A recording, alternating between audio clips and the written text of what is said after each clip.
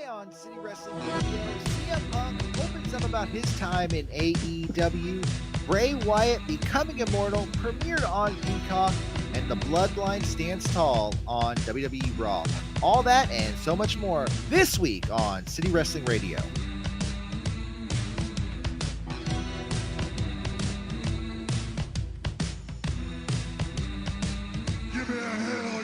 Hey, welcome back to City Wrestling Radio. It is April 3rd, 2024. I'm your host, Corey Smith, being joined, as always, by my co-host, Mr. Jose Oseguera. How are you today, sir? Hey, doing great. I'm actually doing better than Tony Khan. That's for sure.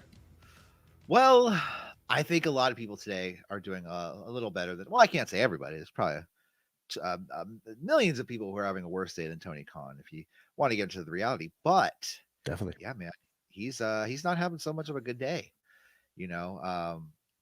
Let's get right into it. CM Punk.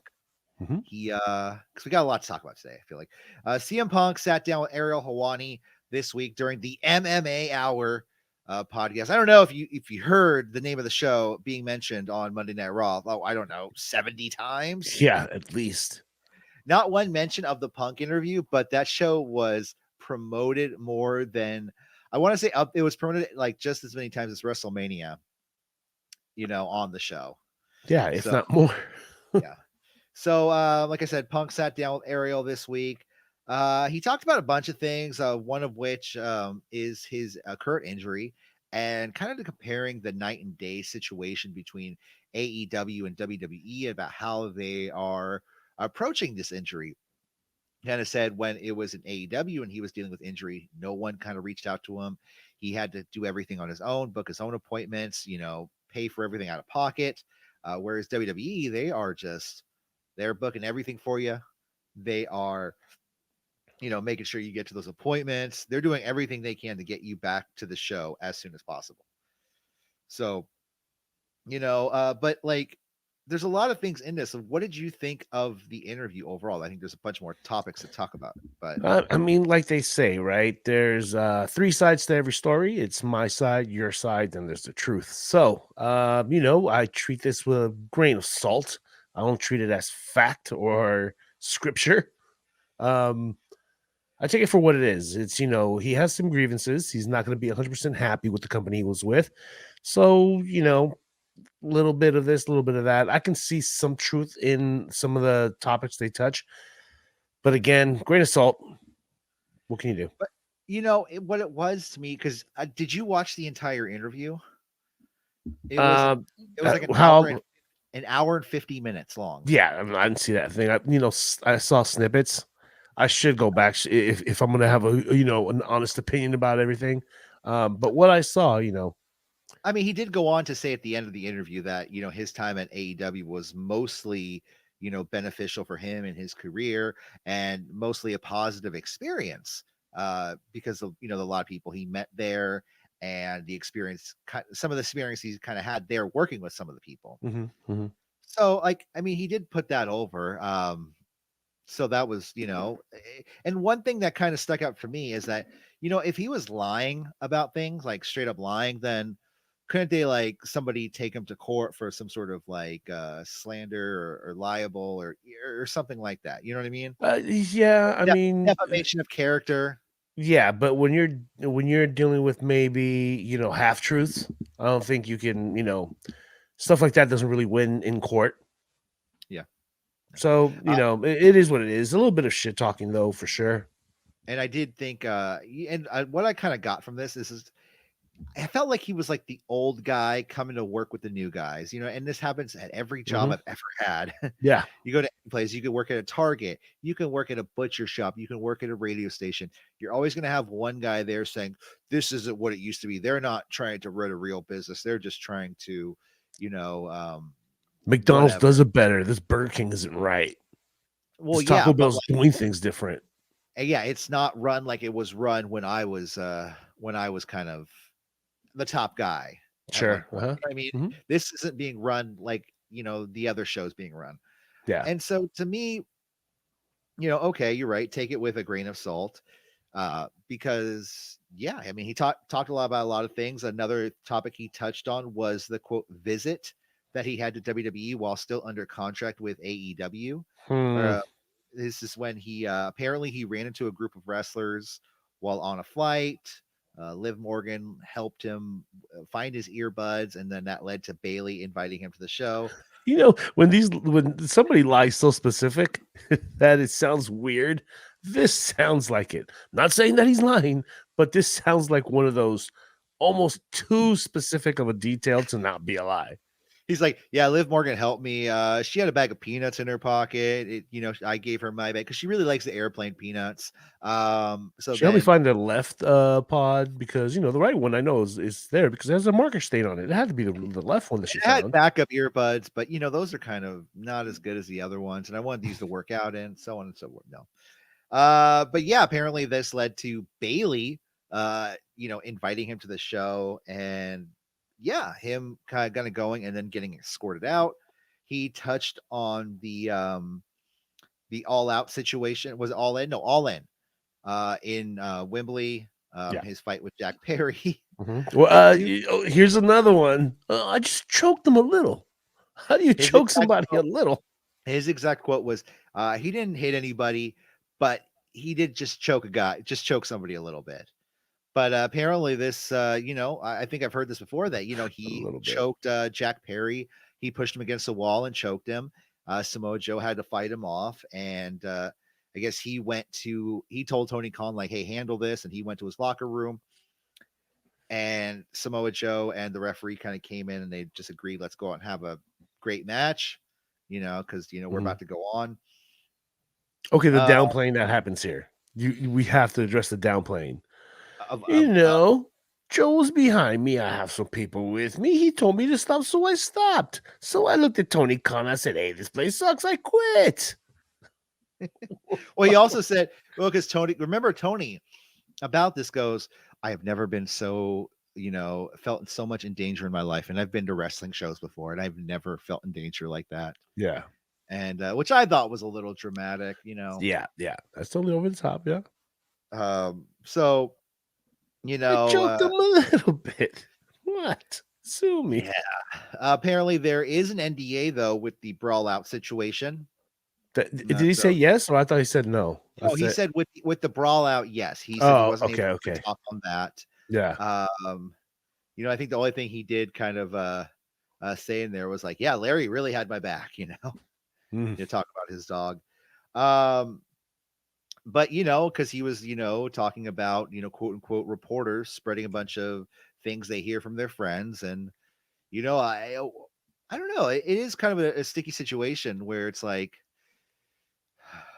I guess when people become friends with wrestlers and it kind of blurs that line of, are you trying to put your friend over or, and I'm not criticizing any journalist out there. I'm just saying he does raise some questions there, when somebody sure. becomes friends with a reporter, what is their angle, So so he also talked about his relationship with Colt Cabana, saying it is completely unsalvageable. Said Colt came up to him at one point, asked him if he's like, hey man, can we like talk about things? It feels kind of weird, which totally seemed like a Colt thing to say. And he said he will never talk to him without a lawyer present. Oh, He also mentioned his interaction with Hangman Page and himself, during that infamous promo, because of quote unquote apparently the situation with Colt Cabana, and I guess they agreed to some sort of promo backstage beforehand, and then just when they get out there, Hangman Page took a complete 180, and yeah, just kind of shot on the guy, according to Punk, at least. You know what I mean? story according to Punk. Yeah, Story according to Punk. So I mean, like I said, you know, what is true, what is not. It's all wrestling. And even CM Punk goes into the interview. He says, like, he wants people to believe the bullshit. You know what I mean? He yeah, wants people to believe, all that shit because it's just going to make him more money. yeah. Us talking about him right now Oh yeah. is just going to raise his stock, not by much. I mean, it's just us. No, that's free Well, 10-minute commercial so far, right? exactly. So, I mean, I don't know. I thought it was a good interview though, because I felt like Ariel, while he does have his past with Tony Khan, especially Mm, being on the show, mhm. with that infamous interview where he was like, I've never been so frustrated as a journalist in my life. Afterwards, did he lay into the questions? No, I just felt like he was just following up with good journalistic questions to ask somebody. You know what I mean? Like, It's the questions we've all been asking since day one. So yeah, he did his job there. and so I mean, I don't know. I think today, how Tony Khan completely radio silent. How do you think like AEW should respond, or do you even think they should respond? No, you ignore this. Yeah, Do as WWE does and just ignore this and don't revisit it, don't touch on it, don't make references, don't make like parodies, little hidden jabs. Don't do any of that. Just pretend it never happened at all. it'd be great if AEW turns this into some sort of billionaire Ted sketch. You know Oh what I yeah, mean? yeah, yeah, yeah, yeah. Oh my god, Like this it'll disgruntled it'll I be like don't know. Milwaukee made metalhead airs grievances on Right. AEW live. Yeah, yeah. Um, no, that'd be completely dumb. But he the one thing I will say about this, and I was listening to another podcast today. Matt Hardy was had an interview with Chris Van Vliet. Another great interview, but Matt, has said like, yeah, AEW has been a great place to me. Said he says, I even when I was injured, when I was to take time off, he said, don't worry, we're gonna pay you for all your time off, pay you for this, pay you for that.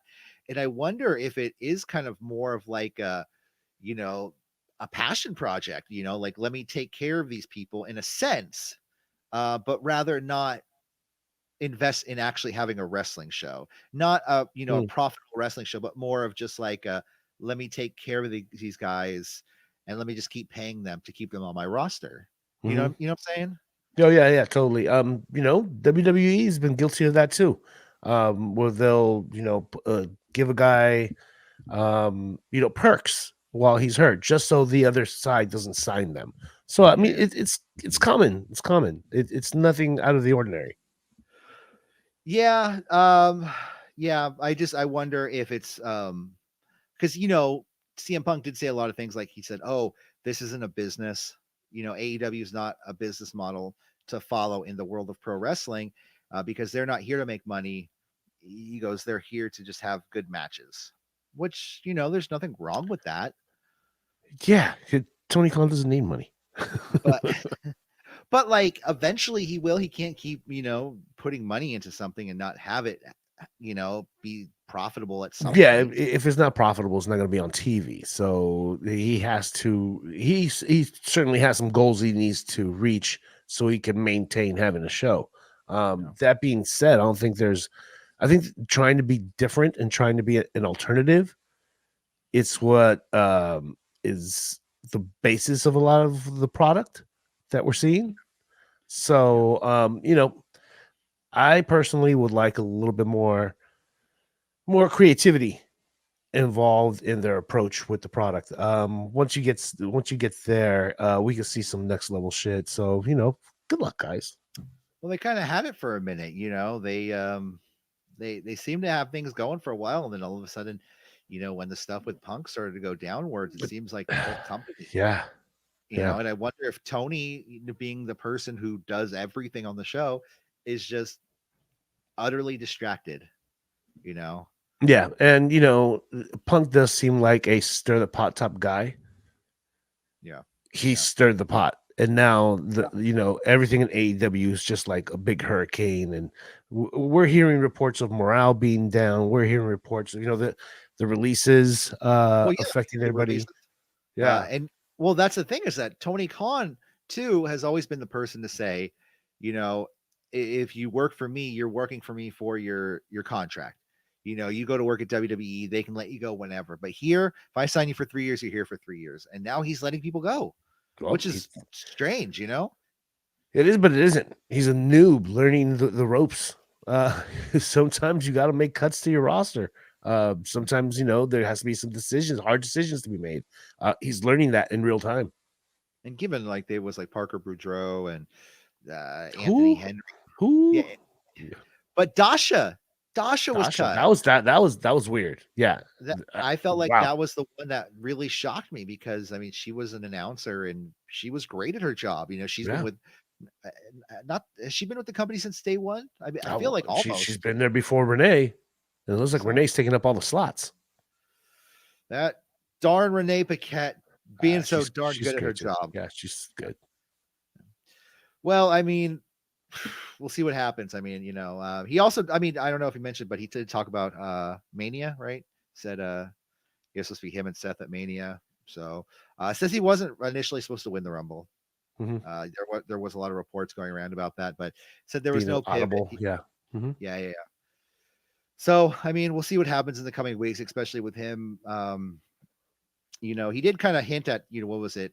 He did say something about maybe being ready for a summer pay per view in Europe, and they did just announce a Clash at the Castle too. So, Yeah, they did in June, right? and that would make sense to have Mhm. Drew versus Punk there, Yeah, whether it's for the title or not. So, good point. let's go on to our next topic of I the don't evening. want to. I don't want to. Well, I mean, the Bray Wyatt document, Bray Wyatt becoming immortal, premiered on Peacock this weekend.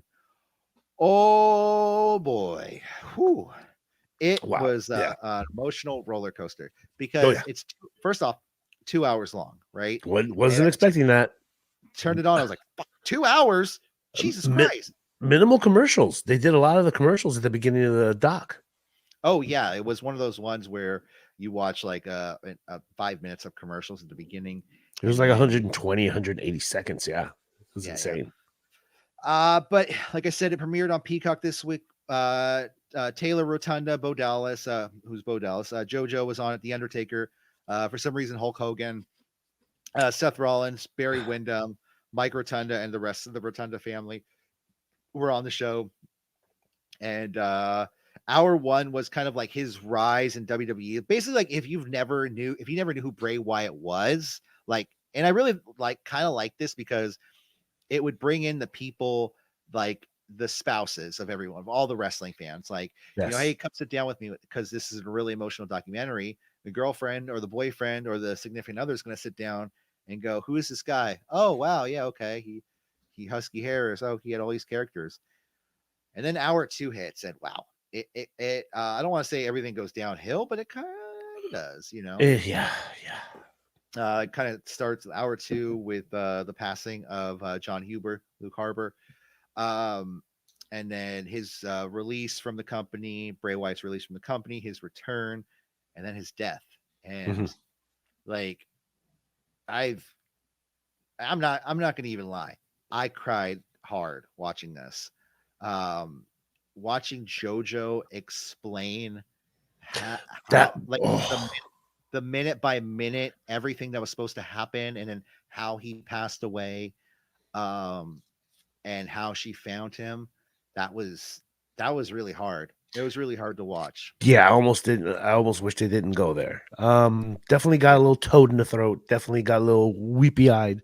Um, yeah, dude, I think that probably went a little bit too far. Might have been a little bit in bad taste. But it's there, it's done. We experienced firsthand how everybody was feeling at that moment, and I think we can all say that. We were all pretty sad in watching Yeah. this. I don't think if you didn't feel a little bit bad or have some sadness come over you watching this, then you're an Yeah. evil person. Yeah, no, it was one of those ones. It's like, you know, basically the story goes is, after, COVID hit, Bray got COVID and he had a weak heart. He Mhm. was supposed to wear some sort of defibrillator vest Yeah. at all times. And Mhm. one day he went to take a nap without it on and just didn't wake up. Mhm. And his heart gave out. And they took him to the hospital and, they pronounced him dead at the hospital. And, you know, I guess Tyler or Taylor was like, I have to be the one to kind of be the strong person here and kind of hold the family together. And yeah, man, it's out of your way to watch it. I mean, I know it's going to be a kind of a hard watch, but it is a good documentary. It's leaps and bounds better than the documentary we just saw on Sunday, the Roman Reigns one. Oh, I didn't even see that one yet. Oh, talk about, so he does it all in character. Oh, He yeah. does. He does. He's the tribal chief throughout the whole thing. Every once in a while, you get a spec. uh, Yeah. This is all the Cellmania. None of this Oh, spoke real yeah. to me. I mean, they did some early in his career. He did this. He did that, but they didn't focus on. Okay, veneer Roman Reigns was the main topic. They didn't go with gap tooth Roman Reigns at all. They barely showed him. He's like, I was born 2021. Um, but I was born as a Yeah, 40-year-old man, yeah, with yeah. great teeth and a great head of hair. Hmm. But no, I actually didn't see that one. So I mean, I got to go out of my way to kind of check that one out. But I mean, but this one's, I mean, I'm already gonna say it's way It's better. not must watch. It doesn't add anything to the story. It's just Mania promotion. It's tribal chief promotion. That's all it is. Yeah, yeah. I mean, there was a hint of a Bo Dallas return though. So you know what? It after all wiping away all the tears and seeing that at the end and seeing the costume of the last fiend, that kind of got your spirits and your hopes up a little bit that at least the story will continue here. Okay, this is what's bothering me nowadays. Everybody's mentioning story, story, story, story, story, story. Right. Oh, it's getting annoying. Okay, but I digress. Yeah, great doc. Yeah, and it was revealed in the doc that, like, while we all thought that was Bo in the Uncle Howdy costume, Yes, it uh, was. Yeah. with dyed blonde hair. So the one thing I want to see, I want to see that reality show that they were filming. It was like The pilot, yeah, that looked cool. they were like hunting like conspiracy theories and like crypts and all those kinds of stuff. So Yeah, where's Loch Ness monster? Let's look. hey, hey, Bo, let's go look for the Loch Ness monster, man. I think it would have been great, Oh but yeah, yeah. nonetheless. Let's get into it. Let's get into Monday Night Raw from this week. It's a go home show for Mania. What did you think of the show overall, Jose? Um, it was almost a nothing sandwich. It's good in Really? the beginning, good at the end. In the middle, it was okay. Oh yeah.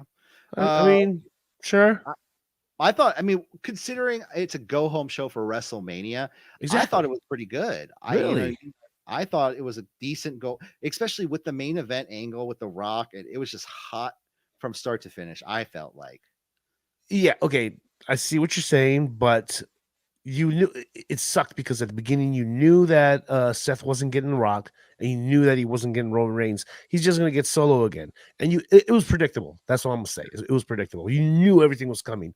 Uh, I did get a kick out of the Rocky reference though, but let's continue. I'll let you know that shows up. The Rock opens up the show, and damn, does this guy just like the most main eventer there is ever main evented a show, dude? Like Dude, he he looks like $1 billion just coming out. yeah, and he commands the stage. The crowd does what he wants when he The wants.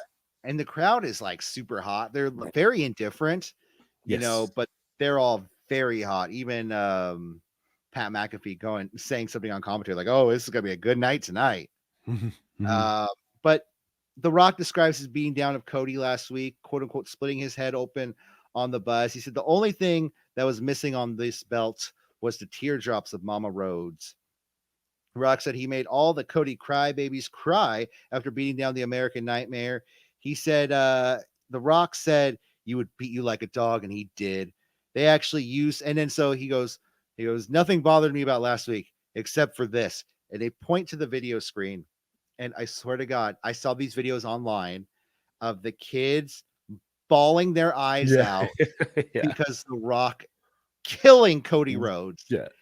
And this was fantastic because these are little like 3-4-year-old kids, both girls, and just Mhm.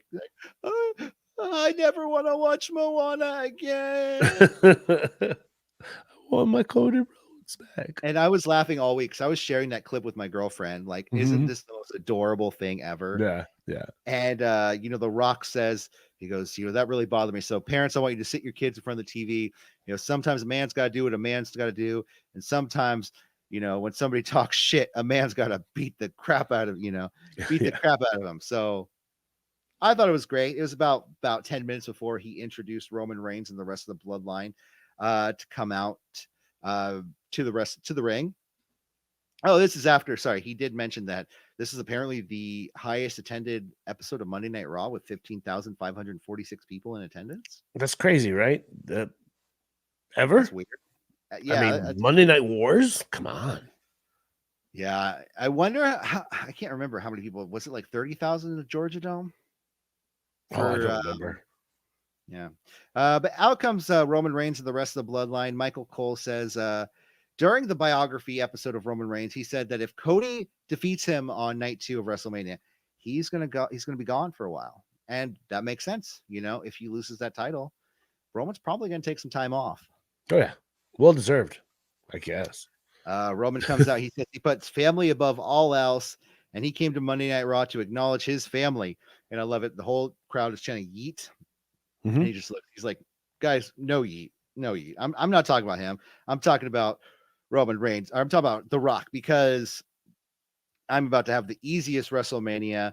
Uh, once after we defeat these two goofballs, Seth Rollins and Cody Rhodes at Mania, I'll have the Bloodline Rules match night 2, and it'll be an easy win for me. Then Roman goes on to say that while we were here making it cool in 2020, Cody Rhodes was out doing a whole lot of nothing, which actually got some boos. A couple Yeah. people booed that. Out comes Seth Rollins to the crowd, says he's not going to walk into a trap, but then issues a challenge for a Bloodline Rules match later in the night. Falls into another trap. Yeah. How about that annoying fan that was in his face with their phone? Oh, the right one in like front of him. Oh my god. it was probably this far away, and Yeah, Seth yeah. was like, "Get that fucking phone out of my face right now." Yeah. You know what, Rock? Yeah, I was waiting for him to take a step up or step down at any minute, but he troopered on.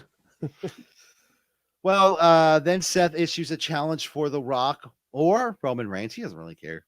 But then he ends up, the challenge is being accepted by Solo Sikoa, who says he's not going to face Rock or Roman. He's going to face him tonight in a Of course. Bloodline Rules match. So, Of course. we have the match set for the main event tonight. Then we get clips of the MMA Hour with Rhea Ripley on it. I don't know if you heard the MMA Hour. Go check it out. It's a great episode. Be sure to click 2 hours before the Rhea Ripley gets on, though. They talk a lot of good stuff, MMA, whatever. Oh my god. But basically, Becky Lynch interrupts and they have a brawl in the studio. Oh, I'm outside. Oh, I'm upstairs. Oh, I'm in your face. Don't talk about my daughter. Okay, who can we get to brawl in like one of our houses? Like just like, oh my god, it's Casey Cannizzaro and I don't know, Candice LeRae. There we go. Nice. That would make sense. But I feel like that's the level. Yeah, we wouldn't get Rhea and Becky. We'd get like some NXT people, Yeah, I'm down. Before there were stars. That's true. Next up, we have New Day and DIY versus the Judgment Day. And boy, were they just making this match just to make Damian Priest look like a beast. Yeah, because they need to. And they, because, in my opinion, we'll get into it later this week, but he's walking out of Mania with a title. And it's not going to be those tag titles. Just saying, man. Yeah. I could see. Yeah. We'll talk about it in the preview show. Yeah. Yeah, but he basically at the end of the match at a razor's edge, Tommaso Ciampa got the pin and the win. The Bloodline backstage, and this is when Roman seemingly leaves for the night, and we get word that he is inducting Paul Heyman to the Hall of Fame, and Rock is inducting Leah Maivia, his grandmother, I believe it is. Yes. Yeah. Into the Hall of Fame. So that Hall of Fame is going to be another like angle. You know what I mean? Rock and Roman are going to be on the Tonight Show, and then we're going to also have Rock and Roman at the Hall of Fame ceremony. Yeah.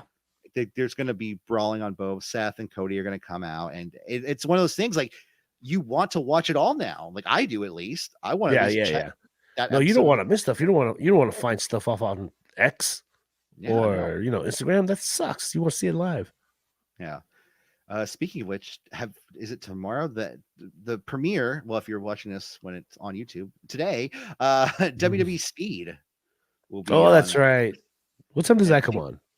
9 a.m. Pacific. Oh, that's not gonna happen. People work. I bet you anything. No, it's going to be on X. It'll just be there. I think you just like go back, or Okay. is like the Yeah. live things like are they? I don't know. I'm I'm not not a too yeah, I'm I'm not an not too X familiar with all user. that. Yeah. Then we have my favorite training segment in probably years. I don't know. This is Coach Gable training Sami Zayn at the Performance Center. This is everything I wanted for the past couple of weeks. You know, Chad Gable in a full, was he in like a full suit or eventually he was in a suit, right? No, he was in workout gear the whole time. Okay. Okay. Workout gear. But he was in workout gear training Sami Zayn for his match against Gunther. You know, having him brawl against different guys. And then after Sammy gets through them all, he applies the chokehold on him. And Sammy's all pissed off. Like, what are you doing, man? And he's like, see, Gunther isn't going to care if you're tired. That's why you got to stay on your feet at all times. And that's when Sami Zayn breaks down and he says, I'm afraid, man. I'm afraid I'm going to let everyone down. Taken straight from Rocky 3. Word for word almost. You know, Word yeah. for word.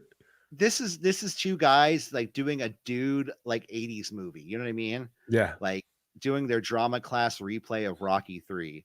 Even my girlfriend walked past, was like, this is the worst acting I've seen in God knows how long. And I'm like, no, Yeah. I know. I don't know if it's supposed to be that bad, but they are wrestlers. So Yeah, and you know what's a crazy coincidence? I think I remember hearing a story about Moxley mentioning doing a program with, was it CM Punk? He was like, "Look, we'll do this thing like Rocky," and CM Punk was like, "I've never seen Rocky. What is that?" oh, I did hear that. Yeah. That was a John Moxley. Was it an interview or was it in the? Yeah, I think it was an interview. Yeah. Next up we have Judgment Day with Dominic Mysterio and the rest of Judgment Day are backstage, and that's when Legado del Fantasma walks in, and Damian Priest pulls Dominic aside and says, "You know, I let you go do your thing, but now you're tagging with Legado at Mania. You know, put a stop to this right now." And Dominic doesn't seem to want to put a stop to this friendship with Legado. No, he goes, "Come on, guys, let's play some darts." They're shooting darts at Mysterio's raised mask. Yeah, well, like a foot away, they're like, Yeah, "Oh, yeah, I got it, dude. I got it." Yeah. yeah. And Sammy's. do we talk about the when they come back from commercials and What's they're that? still playing? They're playing darts, and what's his name? Jeez, why am I blanking on his name now? Andrade? No, not Andrade. What's his name? God, see, I shouldn't have that gummy. I swear to God. Well, He it's goes, Santos Escobar. no, the Damian Priest. Okay. When he's like, he forbade, forbidden, he forbidden Dominic from having them in the clubhouse, and now they're And they were playing with there his all darts. night. Yeah, They and were he's there like, all night. they're playing with my darts. Well, yeah, Damien packs that in his suitcase every single week. You know? Every time he leaves home, he's like, "Hey, babe, hey, Lana. Oh, sorry. I mean, whoever I'm dating. I don't know if yeah, it's Lana. I don't know if that's true or not. So I'm not putting that out there. I'm just. yeah. I saw some pictures. He's like, "Hey, where's my dartboard?" And whoever he sings, like, "It's right here. Let me It's get under it your off the wall." socks. Yeah, It's like, thanks. God. Do you think like he has a travel dartboard? Because I think, you know what, it should have been. It should have been one of those magnetic dartboards, Oh, that like would have been hilarious. with But then, the felt darts or whatever. yeah, but then all the work they did during the match, that would just eliminate it from making it look like a beast to moving over instead of having sharp darts to having magnet darts. Oh no, It's Dominic's then. It's Oh, Dominic. Dominic's. Okay, Dominic's. Okay, yeah. Oh, that'd be hilarious. Or if you All had the right. fuzzy ones. Yeah, the felt ones. No, the ones that Next, stick to plastic. yeah. Oh, okay. Sami Zayn defeated Bronson Reed via disqualification. And I don't know, man. I think they're trying to make Sammy look like really good going into this match against Gunther. Last week, Bronson beat him, but Sammy's not getting his win back over Bronson because Gunther just comes out and beats the unholy hell out of Sami Zayn and Chad Gable for the DQ victory for Sammy. So Yeah. I don't know. I Sammy versus Gunther. I don't know what's going to happen, but Wait. Did Sammy win? Or I thought oh Bronson yeah. won. Well, didn't I what thought do he you call got counted out before because remember he wouldn't come out. Then it? Okay. Gunther dragged out Gable, So and happens when that's you're where making dinner. So happens when you're making dinner and watching Raw. yeah. Well, I mean, Well, I'm not too sure what the final no, result is. I think it You was know WWE. disqualification. I think it was Okay. disqualification because Okay. when I was Yep. looking at some other results, because I'm he willing to concede that. Yeah. and like I don't know. I guess Bronson will definitely be the first challenger for Sami Zayn 100%. hundred going percent. forward. Next up, Jey Uso backstage. He runs into his best friend, Little Wayne, and Wayne says he'll be at Mania with his world premiere of his new single. Okay. Don't know what it's called I'm yet. kind of looking forward to that. Well, Don't ask me why. they're also promoting Meek Mill at the Oh and yeah, again, don't search up Meek Mill on no, don't not X. right now. You think maybe they're doing a switcheroo at the last minute? What do you Like they're like oh they really you think? they might. I mean, there's nothing but bad news carrying following McMill around. I actually saw a license plate today. It said it wasn't P Diddy, but it was PDITTY, and I was like, oh, they are regretting that license plate. Oh yeah, oh yeah. They are definitely regretting that. So. Next up, Ivy Nile and Maxine Dupree versus Candice LeRae and Indy Hartwell. They actually beat Candice LeRae and Indy Hartwell after eventually Maxine hit a drop kick to Indy into Candice, knocking Candice off of the ring and rolling up Indy Hartwell. And Jose, I think you're right. I think Indy Hartwell's turning heel. Yeah. Any second Especially now. after this, with her reaction to how she lost. You Yeah. know, just kind of like, how did I lose? And Candice is sitting there, is like, you should have listened to me. And she was mad the whole match too, walking in grimace face. Yeah. Roman and Rock, like I said, on the Jimmy Fallon show. That's when Seth Rollins and Jey Uso were backstage, and Jay tells Seth that he'll have his back tonight. They kind of walk away and discuss a game plan, and I think this is when Seth said something. He says, "I always have a plan B." Yeah. Well. Next up, we have Natalia. She's talking about her favorite WrestleMania and all of WrestleMania history, and that's WrestleMania 10. And guys, if you want to relive WrestleMania 10, check out our WrestleMania 10 retro review. That literally just came out this week. Brand new episode from us, going back in a trip in time and space about what, 20 years? No, 30 years, right? 30 years, Jesus Christ. Oh, what? I didn't do the math until just right now. Oh my God. 30 years ago. Not today, it was a couple weeks ago, but hey, WrestleMania 10, we did a retro review. Go check it out. It's on all the platforms. Thanks, Natalia, for giving us the plug. Yeah, exactly. I just need to add at the end, like, check it out at citywrestlingradio.com. YouTube.com/citywrestlingradio. There you go. Okay. Next up, we have the Drew McIntyre video package, and I don't know, man. Whoever is writing Drew's stuff is just great. Yes, I'm totally with it. I'm on board. He is writing. He's basically reading a eulogy for CM Punk's WrestleMania moments, or his potential WrestleMania moment, and Seth Rollins' championship reign. So, I mean, I don't know, man. They're really building him up, but they're also building him up to fall. You know what I mean? Yeah. He could fall big time here. So, Rick, isn't the word still that he's working without a contract, just handshake deal? I believe he has a contract. I've heard murmurs of him having a contract. Okay, but WWE has not gotten back to me about that. Unfortunately, damn you, dirt sheets. Yeah. Next up, we had pretty crazy match. It was one of those meant nothing matches, but still great. Ivar versus Ricochet. Ricochet winning with a 630 senton for the pinfall victory. Yeah, I don't know why. Like, they did mention it in the promo after this of Judgment Day, but like that Ricochet stuff was like, it's here, it's not here with Judgment Day. I'm talking about. Yeah. It just seems like they're just back and forth with it, and I don't know where Ricochet fits in with the whole Judgment Day stuff. Like, why isn't he in the tag match? Yeah. No, he has a lot. He has a lot of irons in his fire. Yes. I don't know. You know what? I think they're using Ricochet as a one-stop AEW shop. For those of you that watch AEW, come by and check out this guy Ricochet. He's gonna be no, not he can't. They can't use the name Khan. Maybe he'll be Boney Khan, but CON.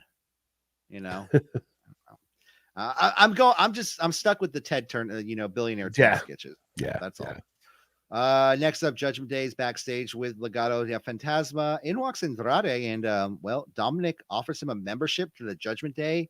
That's So weird. now Dominic's like offering memberships to people if he can beat up Ricochet, the guy that means nothing to any of the feuds, and he's just Yeah. like having matches with somebody else. Like, Yeah, and the what? conversation was weird. It's like, can you take him out and we'll make you a member? He goes, oh, so you need me. So and Rhea interrupts, no, we want you to. Yeah, We don't it's need all you. very strange, but So is he invited or not? I guess he is. I mean, I don't know. Truth was a member of Judgment Day, and you saw how that went. Yeah, and that interaction he has with Damian Priest is always interesting. They're teasing something there. I don't know if they're teasing a fight or a union because it Maybe. almost feels like they're breaking up. Oh no, it definitely feels like Judgment Days are numbered for them. The Oh yeah, days of judging for yeah. them are will cease to be. They will Nice. have no more judgment on any day of the year. Anyways, Becky Lynch comes out to the ring and then calls out Rhea Ripley. Adam Pearce comes out. He tries to stop Rhea from coming out, but comes out and they brawl. So What did Rhea do to what's his name? She was like, "Oh, look at the birdie over here." You go, what? with Adam Pearce. Yeah. Right into Yeah. the ring. What a dummy. I love Rhea Ripley, dude. She is just fantastic. Yeah. I predict she wins on Saturday. Oh, we'll see. Next up, Damage Control backstage. Well, they're about to actually have a match, a 6-woman tag match. Oh, excuse me. A team of Dakota Kai and the Kabuki Warriors taking on Zoe Stark, Tegan Knox, and Shayna Baszler, the faces of this match. When did that become a thing? When did Tegan Knox join the team? What's going on? What did I miss? They needed 3 people to beat. And well, Zoe Stark's not going to be at Mania. Shayna Baszler is going to be at Bloodsport, and Tegan Knox, I mean, she just does a shiny wizard, and that's all, and has When purple that hair. is all. Yeah. Yeah, so That was I don't know. weird. Yeah. Tegan Knox was supposed to be like the next big thing, and then she just kind of fell off. Like, Injuries? I mean, she had a bunch of injuries. Yeah, she did a bunch of knee injuries and stuff. And she had a knee brace for the longest time. For the longest, yeah. Yeah. And well, basically, the end of the match had Asuka holding Tegan in place for Kairi Sane to hit the insane elbow and the pinfall victory. So, I mean, good on them. Damage Control, though, I mean, I don't know. We'll see what happens with them after. It seems a little weird, Dakota Kai, Shane, or Io Sky. I mean, she never really seems to do anything. Yeah. You know She's what I mean? really fallen off the mat for me. Yeah. And I'm only using this analogy because it's the only thing I can think of. So I don't want anyone to take it the wrong way. But do you remember The Simpsons when Homer owed the mob a lot of money? And then there was a mob war outside his house with the Italian mafia and the Japanese Yakuza. Mm-hmm. And then there was one guy just standing there, and they're like, well, "What's that guy doing?" They're like, "I don't know. He's gonna do something really cool." They're like, well, "He's just standing there." Yeah. Like, okay, well, and then as soon as they close the door, they hear "Rah!" and you hear the guy do some crazy move. But I feel like Io Sky's been kind of like that. Like she's the champion, but not doing anything. When's the last time she wrestled? When's the last time she defended that title? You know what I'm saying? Yeah. So next up, we have main event of the evening. Seth Rollins. I don't know. I guess there was never really a finish. Seth Rollins versus Solo Sikoa ended in a no contest. Well, this is a back and forth match. They had a really good match, but with things like Solo hitting Seth with a Samoan drop off the ropes through a table. We have a power bomb to Solo through a table, followed by the stomp. Jimmy Uso came out to hit Seth with a super kick. Jay Uso comes out. That's when Jay and Jimmy brawl back to this the backstage area, and you see them both go backstage, and then Jay Uso comes flying out because the final boss, The Rock, he starts laying the beat down on Jay Uso, which I find kind of strange because he is family and they've never really had that interaction yet. Yeah. To signify how The Rock feels about Jay.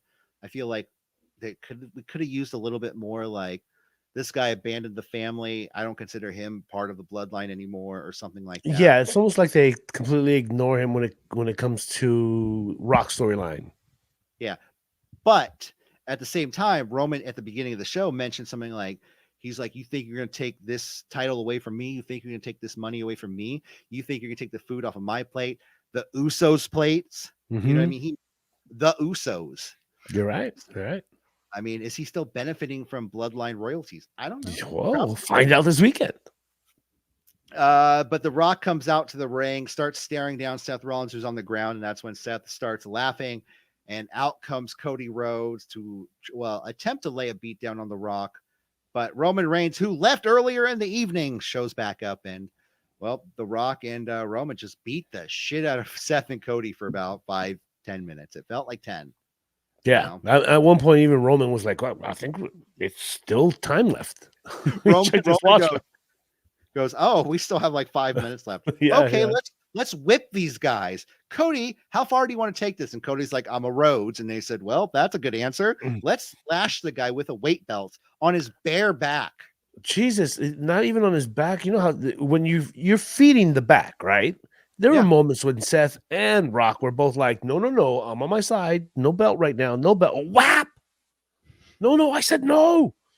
Whap on your stomach. No, my elbow.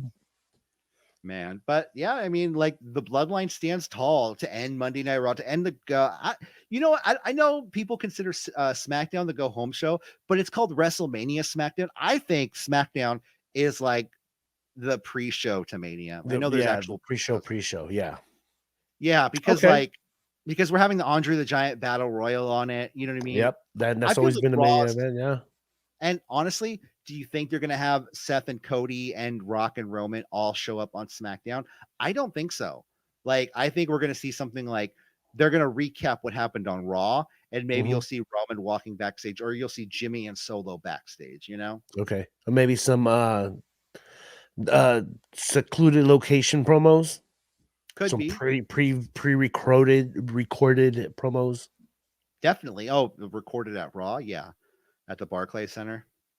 So yeah, either there or recorded from I don't know, the basement at somewhere else. Yeah.